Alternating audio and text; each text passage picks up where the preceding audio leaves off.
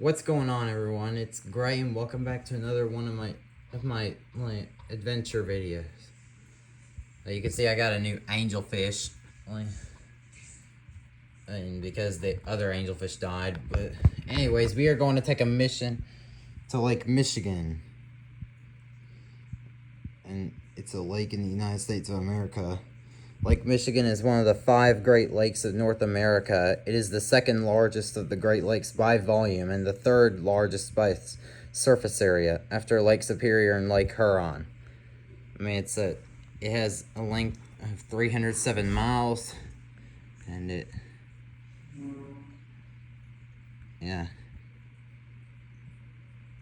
So yeah, and what's the depth? The max depth is 923 feet.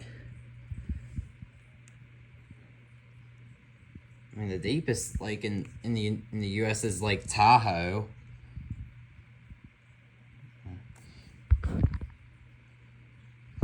But the fish that inhabit this lake is the lake sturgeon.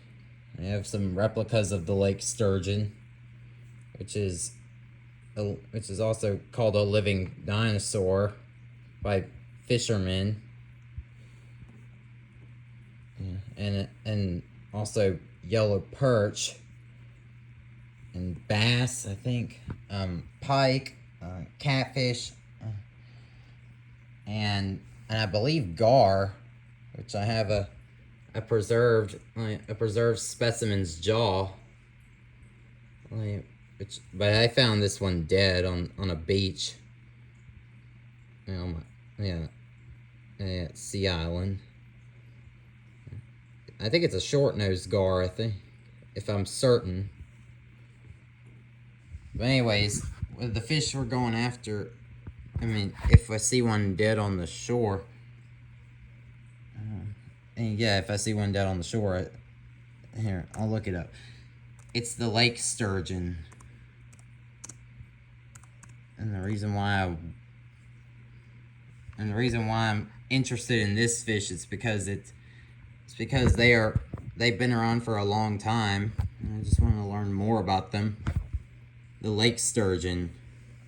It's also known as the rock sturgeon, and it's a North American temperate freshwater fish, one of about 25 species of sturgeon. Yeah, I have seen sturgeon before. I've also seen a shovel-nosed sturgeon at the Georgia Aquarium, and probably a lake sturgeon. They're listed as endangered.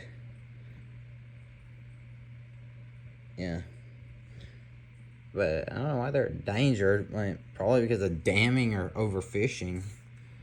But I know there's plenty of them in the Mississippi River and all the rivers including the Coosa River, too. Yeah. This species is an evolutionary ancient bottom feeder with a partly cartilaginous skeleton, an overall streamlined shape, and skin-bearing rows of bony plates on its sides and back.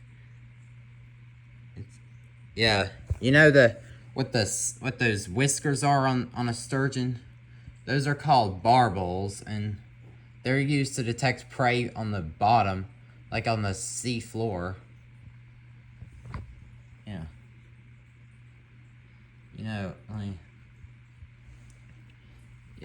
Like those plecos, they probably have those barbels on them, to detect whatever's at the bottom. You see? Yeah. They kind of do look like sturgeon, don't they? But their tails are like upside down for a sturgeon. Yeah, sturgeon are similar to sharks too. And this species can live for like over 100 years. It usually occurs in the Mississippi River drainage basin south to Alabama and Mississippi. And it also occurs in the Great Lakes, which I'm going to, and the Detroit River, east down the St. Lawrence River to the limits of fresh water. In the west it reaches Lake Winnipeg, in the North Saskatchewan and South Saskatchewan rivers.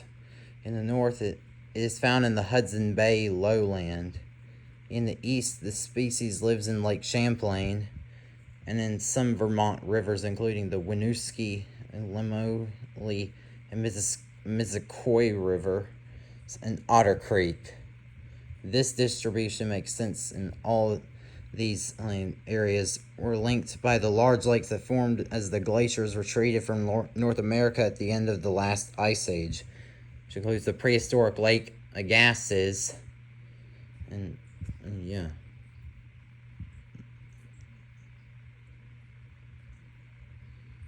It says these fish were once killed as a nuisance by catch because they damaged fishing gear. When their meat and eggs became prized, commercial fishermen targeted them.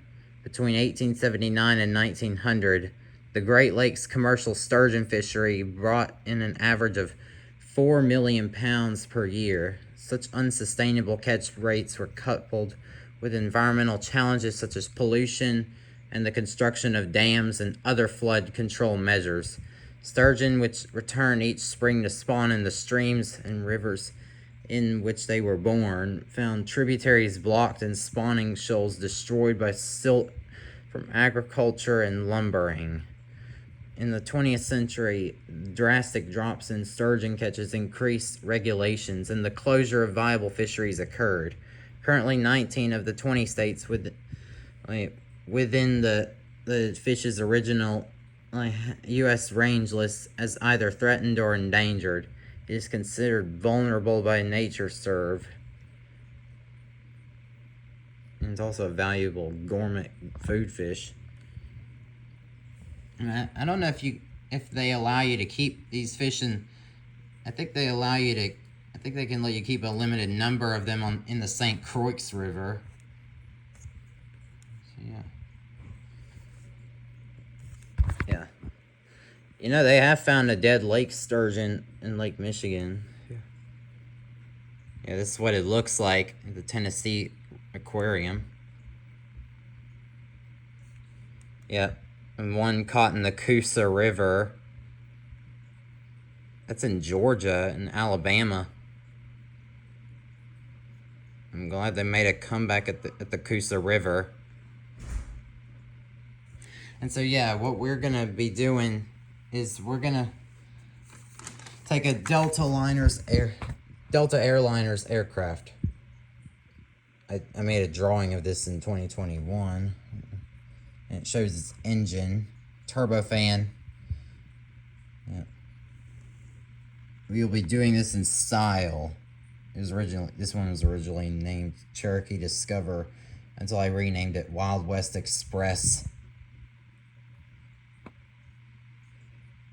38 feet, length 146 feet. Builder Airbus.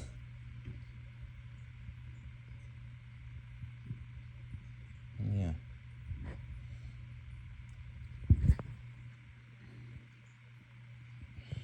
So yeah. And also, I've seen Gulf sturgeon in the Suwannee River. I mean, yeah, I've seen them make a loud splash when they jump. But I don't know if this species jumps. I think all sturgeon species leap out of the water to communicate with each other because the fish are migratory.